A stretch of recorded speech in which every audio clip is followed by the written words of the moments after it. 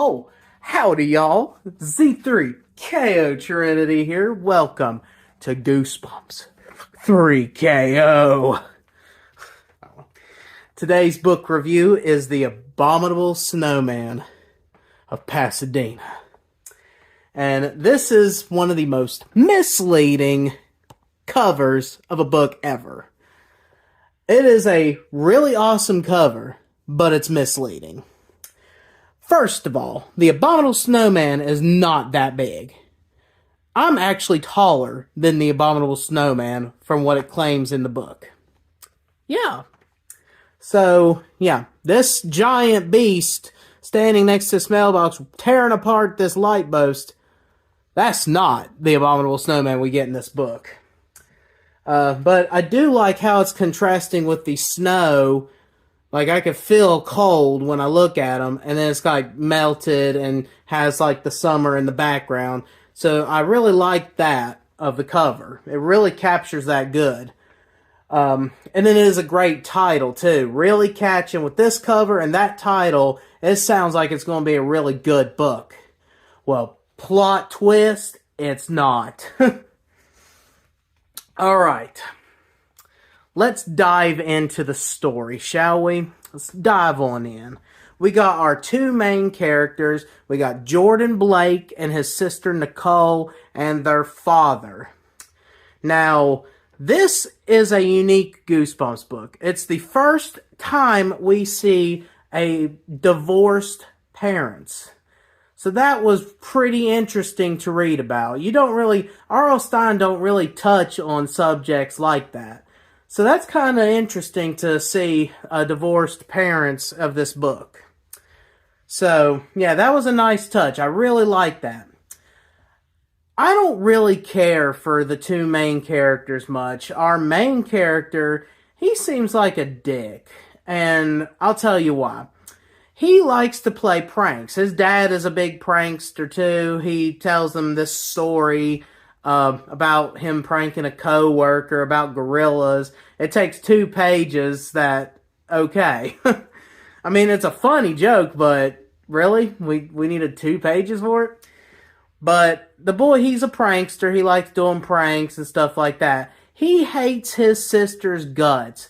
He says that he wishes she was never born, and he basically makes it a life goal to make her wish she was never born. What a dick. And it got pretty annoying. Everything she would say in the book, he would fire back, oh, you're dumb, blah, blah, blah. He would just have a snide comment. Everything she would do, oh, Miss Smarty Pants here, and stuff like that. Like, he's just a dick. So, I don't really care for him as a character. Other than that, he really doesn't have nothing going for him. It doesn't really tell, like, no hobbies or there's just nothing else to him. This is just how he is. But his sister, she seems really smart. Like, she's pretty educated, and it shows through the book. So I do like that about her. Usually I don't care much for, like, the sister or brother side of the Goosebumps. Usually R.L. Stine puts, like, a lot of the stuff in the main character, and the side character is usually just a whiny or, just a side character, and that's it. But I actually like Nicole a little better. She's really educated, she's smart, and she seems like she knows what she's doing. So, but yeah, what it's about is their father is a professional photographer. And he takes pictures, and originally, in the beginning, he tells them about these bears that he took pictures of that's supposed to be in some kind of magazine. Well, when he develops pictures, they're stuffed bears, stuffed animal bears. And he's like, what the hell? And he starts searching through them, and they're all the same pictures he took, but instead of it being real bears, it was stuffed bears. And he was like, what's going on? And that reminded me so much of Night of the Living Dummy 3, where where the pictures that Zane had took of his family, and then it was recreated with dummies. So yeah, that reminded me of that. But Jordan here is laughing. He says, "Yep, I fooled you, Dad. I got your ass." And the dad's like, "Oh, you did it again." And then that's when he tells him the story about how he pranked somebody else. But yeah, so Jordan, he's a big prankster. Well, the dad tells the kids that he's got this big job in Alaska. And he's supposed to take a picture of the so-called Abominable Snowman. Apparently there's a legend that this snowman exists in Alaska. And his mission is to go there, find it, and take photos of it. If he can prove that it exists, then he'll have much wealth. And he can't get the babysitter to babysit the kids, so he's like, "You guys are going to come with me." And this is great because the whole beginning of the book, it really tells you how hot Pasedena is. They're cooking. They've never seen snow in their life. They barely even know what cold is. The only time they get to experience cold is when they go to supermarkets that have air conditioning. So, from what I've read of that, I don't think I'd like to go to Pasedena. I like my cool area where I live, so yeah. But, no. I'm not going to Pasedena. So they're all excited, and then they take, before they go on this trip, I'm getting a little too ahead of myself. We are also introduced to their friend Lauren. She's really not, there's not really much to her. She's just a random character, in my opinion. She's just kind of there for moral support, I guess. She's mostly there for what's going to happen later on towards the end of the book. But then we're also introduced to these twins. Now, apparently these kids live in a suburban area where it's like houses beside houses. So all these kids are like neighbors. They're like side-by-side neighbors. And apparently there's these two twin bullies named the Miller twins. You got Kyle and you got Kara. And they're your standard bully. They have super soakers. So that's like a big character trait for them. Like, that's what makes them a little bit different than the twin people from like Monster Blood. So they are known for their super soakers. They all the time squirting people with water and all kinds of stuff. They beat on these kids. They steal their bikes. They just do whatever they can because they just enjoy it. Well, one of the character traits about them is that apparently, so they say, their dad works at a movie studio, and they say that they meet all kinds of celebrities. They're like, "Oh, Arnold Schwarzenegger taught me how to do this," and all kinds of stuff like that. So, yeah. These bullies, however, like everything else in the beginning, is just put on the back burner, and we're taken to Alaska, where the majority of this book is. And so yeah, the twins, they kind of don't matter. We don't really even hear from them again until the very end of the book. So yeah. Okay. Well, a lot happens while they're in Alaska. And honestly, that's probably my favorite thing about this book. There's not really a lot that I like about this book, but the whole entire thing of them being in Alaska, I loved. I loved hearing about the snow. I loved hearing about the cold and the stories of the sled dogs and stuff like that. Well, their dad meets up with this guy. His name is Arthur. And I forget what they call him. I think it's a musher. I think that's what they're called. I'm probably not going to flip to the exact page, but yeah, I guess I'm just gonna say musher. You guys can correct me if you want to, but he takes their family to the cabin and stuff like that. Well, he's telling them he's this really rough guy. He seems to kind of have like a bad attitude, and he's like telling them stories about how all these deaths have occurred. Like so many people went in to find this thing, and none of them returned, and they discovered one body of a photographer, I think, or some kind of news person. They've discovered one body who was frozen to death. So there's all these legends, all this stuff, and they find footprints, but once again, joke's on us. Jordan made the footprints, so yeah. Well, then it finally starts getting interesting. Seems to be some actual sights of this thing. They go out. Well, Arthur, their dad is away, and Arthur's taking the kids.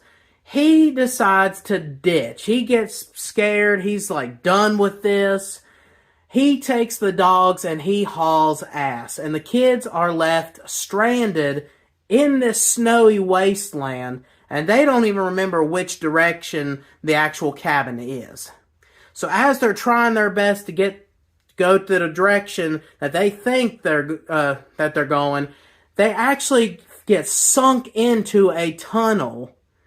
And it's like this giant pit. Now that is terrifying. Before they got trapped, they encountered one before. So, yeah, that is very scary. I mean, can you imagine being stuck in it? I mean, you're freezing. This is freezing, below freezing temperatures. And you're stuck. You can't climb out, nothing. So that part was really creepy. Well, there's apparently the snow keeps caving in, and they discover like this hidden cave, hidden door kind of thing. They go in and they find this guy, and he's frozen into this giant block of ice. And they're like, "Oh my God, it's half human, half monkey. He's got a big foot." And they're scared. They're like, "Oh, he's frozen. Everything's fine, blah, blah, blah. We found him. We discovered him." And then the ice breaks. The monsters, kind of scares them a little bit. There's this little moment with them. They're trying to hide from him, but he knows where they are. Apparently, this monster apparently loves trail mix. Yep, not meow mix. Trail mix. The kids have this backpack. Inside the backpack is like this little bag of trail mix. And this monster's just going to town on him. Peanuts in his beard. I mean, he's just loving this trail mix. So I thought that was pretty silly myself. Looked like somebody was standing on the porch. That's a little creepy. But yeah, that part was funny. Kind of dumb to me. But yeah, that's what it is. And then somehow, I can't really remember because it's been a long time since I actually read this. But somehow he gets refroze back into ice, and their dad comes. He rescues them. He sees the beasts. He, takes the pictures, all this good stuff. But that's not good enough. He's like, "I can get a lot of money bringing these pictures to Pasadena, but I can make even more money if I brought the Abominable Snowman to Pasadena. To Pasadena." So yeah. He decides to trim up some of that ice, just make it a square, make it a nice rectangle, so it'll fit into some kind of luggage thing. And apparently, to this logic, it's supposed to keep it cold. No, I mean, does the thing have like thermal in it or something? Like some kind of padding in it that'll keep it cold? I don't think it works like that. You can't just put an ice cube in a bag and, hope to God it survives the flight to Pasadena. But yeah, that's what happens. He puts the beast into a big old luggage thing, takes him all the way back to Pasadena. And this is, to me, where the story just goes. I absolutely love the whole experience of Alaska. I wished that they could have just stayed there. But the story would have been called The Abominable Snowman of Alaska. But anyway, and here's what happens while they're in merry old Pasadena. What you're thinking, what do you guys think happens when you see this cover, when you hear this story? Do you think of this beast getting loose, wreaking havoc among the civilians of Pasadena, and these kids have to figure out some way of stopping it? No, that's not what happens. That's not what happens at all. Apparently, the snow that's inside this cave is magic snow. Oh, we're getting another plot out of nowhere. And the kids, they sneak some snowballs in with the luggage with the snowman because they want to show their friend Lauren, snow. So they're there and they're talking about it, and they get the snowball and they're like, "Hey, Lauren, think fast." And she's like, "Oh shit!" And she like dodges it, and it hits a tree. And then all of a sudden, magic snow.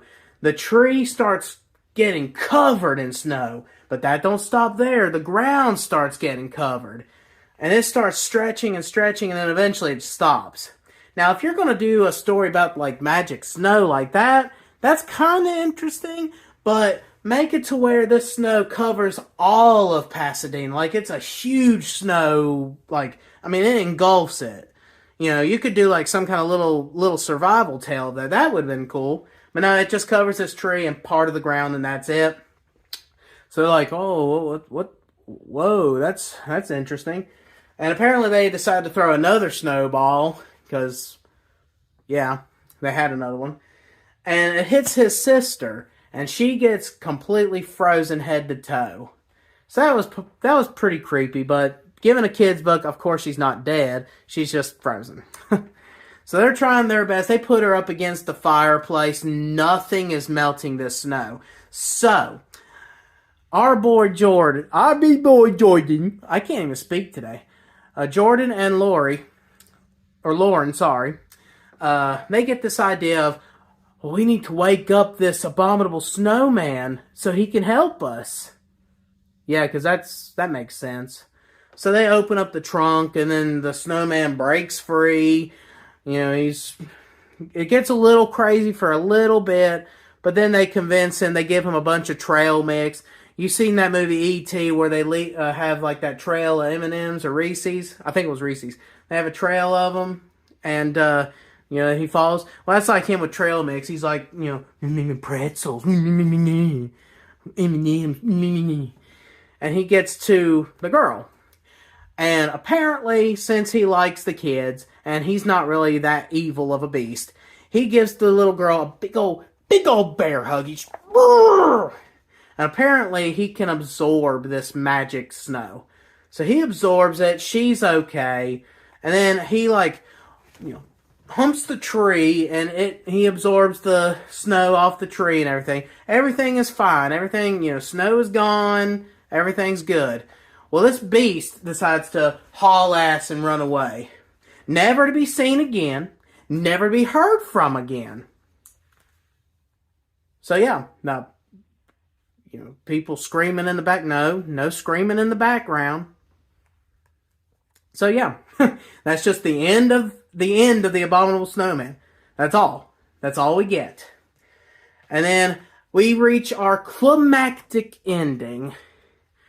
Yeah, it sounds like it's shitty now, but wait for this climactic ending where they're like, we're going to bury the snow. We got 2 snowballs left. We're going to bury it in the ground. We're going to be careful placing it in there. We don't want it to spread again. Bury it. Forget this ever happened. Blah, blah, blah. Dad's going to be pissed. And then it comes to its ending where the Miller twins show up again after the whole beginning of the book. They show up once again, and they were watching this whole time, burying the snow, so they unburied it, and they throw the snow at each other. The end. I think that's really, legitimately the last line. I saw Kyle rip open the garbage bag and pull out one of the snowballs. He swung back his arm and aimed at Kara. "No, Kyle, stop!" I screamed. "Don't throw it! Stop! Don't throw it, Kyle!" And then, whack! And that's the final line of the book. Yeah. And that, ladies and gentlemen, is the Pasedena of the Abominable Snowman. Yeah, there's a lot wrong with that. There's a lot. I was highly disappointed with that ending, with the story. My personal opinion, the best thing about it was the whole Alaskan adventure. I wish they would have began with that. Like, don't begin. I mean, you could tell us how Pasadena was. Like, as they're traveling forward, they're like, I hope, I'm so excited. We're about to see snow for the first time. Explain how Pasadena is so hot and all that kind of stuff. And then get to Alaska. You can also like add in some of those, practical jokes that they had done. But then get to the point real quick. Get to Alaska real quick. Have the same kind of adventure. Maybe, tweak it just a bit. Twerk it just a bit. And, we'll continue from there. And then, when you want to bring this beast back to Pasadena, instead of this whole magic snow scenario, just have the beast run amok. Like, somehow, they can have their friend Lauren, or they can have the Miller twins discover the luggage. Like, ooh, what they got hiding in here? Open it up, and just the heat that sinks into it starts melting that ice just enough for the creature to burst free, start running amok. Everybody is screaming. The Miller twins are scared. Blah, blah, blah. And then find some way of stopping it. Trail mix if you want, if you wish. You can lure it with the trail mix then. But, yeah. I think that would have been a little bit better. I kind of liked a monster story. And what we got was a gentle monster that really don't do nothing at all. The scariest part about this story was them falling into that, pit. To me, that was the scariest thing of this scary kids book. The rest of it is just nonsense. Let me know in the comment section below what you think of this Abominable Snowman of Pasedena. If you liked it, I'm sorry. If it's a 10 out of 10 for you, that's perfectly fine. That's perfectly fine. Everyone is, entitled to their opinions. This is just how I felt. So, what do I give this book? I give it a 3.5 out of 10, which is a D-. Yep. And the reason why I got such a high score was the whole Alaskan experience, which was most of the book, but the lack of story, the lack of everything at the beginning and ending just brought it so down. Like, if it would have been just a little better, I would have lived with a C. But no, D-. Alright, what's it say on the front here? He's no fun in the sun. Oh, you and your catchphrases. Catchphrases? Catch lines. Forget Frosty. Okay. Yeah, forget about Frosty the Snowman. Let's worry about some real snowman. Jordan Blake and his sister Nicole are sick of the hot weather in Pasadena. They're just sick and tired of it. Just once, they'd like to have a real winter. A real winter with real snow. And then it happens. The Blakes are off to Alaska. Seems that Mr. Blake has been asked to photograph a mysterious snow creature there. Is it Frosty? Oh wait, forget Frosty. Poor Jordan and Nicole. They just wanted to see the snow. That was all. They didn't ask for this.